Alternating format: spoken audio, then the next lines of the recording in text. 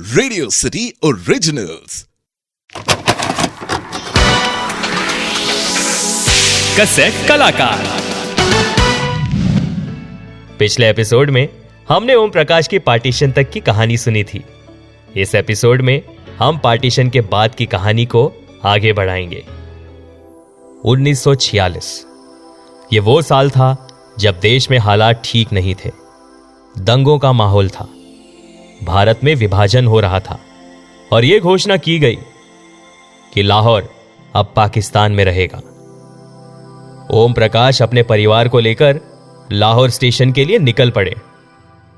Station पहुंचने में एक मुस्लिम परिवार और मशहूर हॉकी प्लेयर नूर मोहम्मद ने ओम प्रकाश की मदद की और जैसे तैसे करके वो अमृतसर पहुंचे।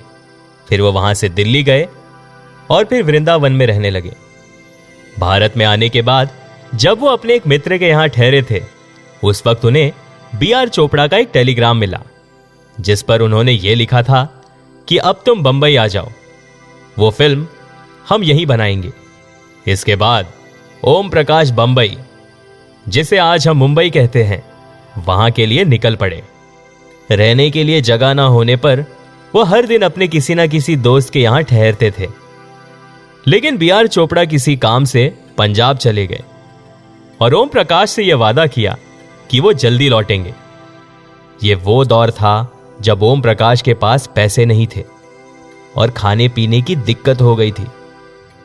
आखिरकार उन्होंने बी.आर. चोपड़ा को खत में लिखा कि उन्होंने ही उसे बंबई बुलाया और फिर खुद पंजाब चले गए। क्या उनका वापस आने का कोई इरादा है? क्योंकि अब उनके पास खाने के पैसे तक नहीं है। इस खत का जवाब देते हुए बी.आर. चोपड़ा ने जो कहा, उसने ओम प्रकाश को झंझोड़ कर रख दिया था। खत में बी.आर. चोपड़ा ने लिखा था कि अगर तुम भूखे मर रहे हो तो इसमें उनकी कोई गलती नहीं। कुत्तों की तरह स्टूडियो के चक्कर काट रहे हो, इतनी देर में तो तुम्हें काम मिल जाना चाहिए था। इस खत ने ओम प्रकाश को इतना हिलाकर रख दिया कि अब उन्होंने फैसला कर दिया था कि जीना मरना अब सब कुछ बंबई में ही होगा। एक समय ऐसा भी आया जब वो भूख से बेहाल हो गए थे। उन्होंने 3 दिनों से कुछ खाया नहीं था। वो बेहोश ना हो जाए इसलिए वो सामने एक होटल में गए। मुंबई के एल्फिस्टन होटल में उन्होंने कई सारी खाने की चीजें ऑर्डर कर दी। खाना खाने के बाद जब वेटर बिल लाया तो रकम थी 16 रुपए। बिल अमाउंट देखकर वो चौंक गए, लेकिन वो बिल लेकर सीधा मैनेजर के पास गए और उन्होंने कहा, मिस्टर मेहरा, मैं 3 दिन से भूखा था। मेरे पास इस वक्त पैसे नहीं है। मैं इस वक्त बेरोजगार हूं, लेकिन जिस दिन मैं बड़ा आदमी बन जाऊंगा आपका बिल जरूर चुकाऊंगा। मैनेजर ने ओम प्रकाश को जाने दिया।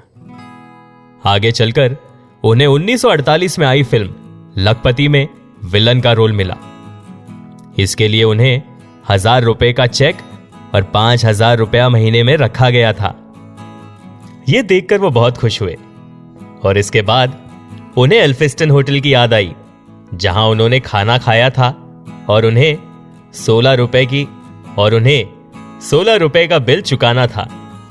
फिर ओम प्रकाश उस चेक को लेकर उसी होटल में गए और उस मैनेजर से पूछा, क्यों, पहचाना?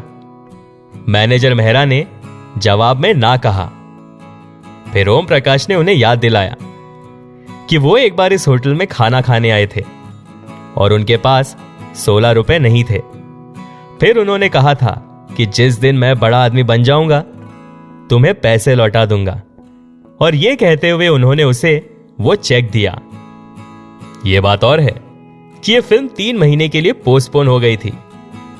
उन दिनों एक पंजाबी फिल्म चमन बनने जा रही थी, जिसके लिए जयमनी दीवान ने ओम प्रकाश से उनकी फीस जानना चाहा।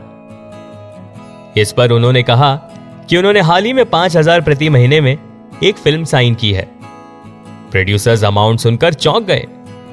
उन्होंने कहा कि तुम्हारी ऐसी हालत है, हम तो तुम्हें 350 प्रति महीना देने वाले थे। यह सुनने के बाद ओम प्रकाश को गुस्सा आ गया। उन्होंने कहा, मेरी जैसी भी हालत हो, क्या मैं तुम्हारे पास मदद मांगने आया? मैं कोई फ्री में खाने वालों में से नहीं हूं। मैंने आपसे काम भी नहीं मांगा था।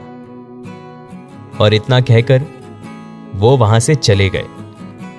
और उनके जाने के बाद प्रोड्यूसर्स को भी उनकी गलती का एहसास हुआ। अंत में प्रोड्यूसर्स ने ओम प्रकाश से माफी मांगी और ओम प्रकाश ने इस फिल्म को साइन कर दी। और ये फिल्म बहुत ही कामयाब रही। और इस फिल्म के बाद उन्होंने अपने पूरे परिवार को मुंबई बुला लिया और आखिरकार मुंबई ने उन्हें अपना लिया। इसके बाद उन्होंने कई कामयाब फिल्मों में काम किया, जैसे रात की रानी, लाहौर, 4 दिन, आजाद, मनमौजी, हावड़ा ब्रिज, तेरे घर के सामने, सरगम और ऐसी कई अन्य कामयाब फिल्मों में उन्होंने काम किया। उन्होंने कई अनगिनत ऐसे ऐसे किरदार अदा किए जो कि तारीफ के काबिल थे। दिलीप कुमार, अशोक कुमार, राज कपूर, देवानंद, राजेश खन्ना, प्राण, महमूद। अभिनय के मामले में उन्होंने सभी को टक्कर दी। गोपी फिल्म से जुड़ा किस्सा कुछ ऐसा है कि कहते हैं कि गोपी फिल्म में ओम प्रकाश ने दिलीप कुमार के बड़े भाई की भूमिका निभाई थी और दिलीप कुमार का कहना था कि ओम प्रकाश की एक्टिंग के आगे उनकी एक्टिंग फीकी लगती है। सन 1957 में उन्होंने एक फिल्म कंपनी खोली। उन्होंने प्रोड्यूस करने के साथ साथ स्टोरी और स्क्रिप्ट लिखी थी फिल्म गेटवे ऑफ इंडिया के लिए। 1961 में उन्होंने फिल्म संजोग प्रोड्यूस की। फिर 1964 में उन्होंने प्रोड्यूस की फिल्म जहानारा और उन्होंने ऐसी कई और फिल्में प्रोड्यूस की। 40 सालों तक उन्होंने अलग अलग भूमिकाएं निभाई। अचानक से ही उन्होंने फिल्में करना छोड़ दिया था। उनकी आखिरी फिल्म थी भाई नंबर 1, जो उनके मरणोपरांत रिलीज हुई थी। ओम प्रकाश की पर्सनल लाइफ की अगर हम बात करें तो वो एक लड़की से प्रेम करते थे और वो लड़की भी उनसे प्रेम करती थी। वो अक्सर उस लड़की से मिलने जाया करते थे। वो दोनों एक दूसरे से शादी भी करना चाहते थे। लेकिन यहां ओम प्रकाश की 2 प्रॉब्लम्स थी। एक तो ये कि उनमें उतनी हिम्मत नहीं थी कि वो खुल के अपने प्यार के बारे में सबको बताए, और दूसरी ये कि वो एक हिंदू थे और वो लड़की जिससे वो प्यार करते थे वो एक सिख थी। ओम प्रकाश सिख नहीं थे, इसलिए उस लड़की के घर वाले भी ओम प्रकाश को पसंद नहीं करते थे। फिर उन्होंने प्रभा से शादी कर ली। कहते हैं कि उनकी शादी में वो लड़की भी शामिल हुई थी जिनसे ओम प्रकाश प्रेम करते थे, और वो इसलिए क्योंकि ओम प्रकाश ने उस लड़की से कह दिया था कि वो प्रभा से शादी करने जा रहे हैं। अब जो रिश्ता आगे बढ़ता दिखाई न दे तो उसे वहीं रोकना ठीक होता है। शादी के बाद ओम प्रकाश के खुद के तो कोई बच्चे नहीं हुए, लेकिन उन्होंने अपने भाई के बच्चों को अपने बच्चों की तरह माना।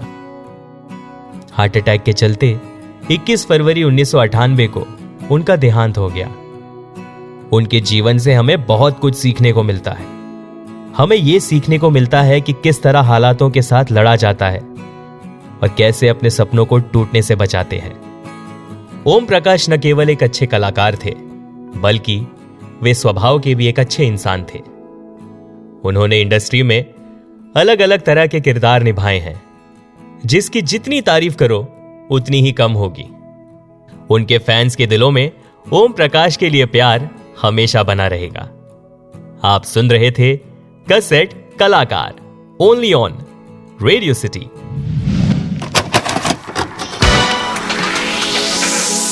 कैसेट कलाकार।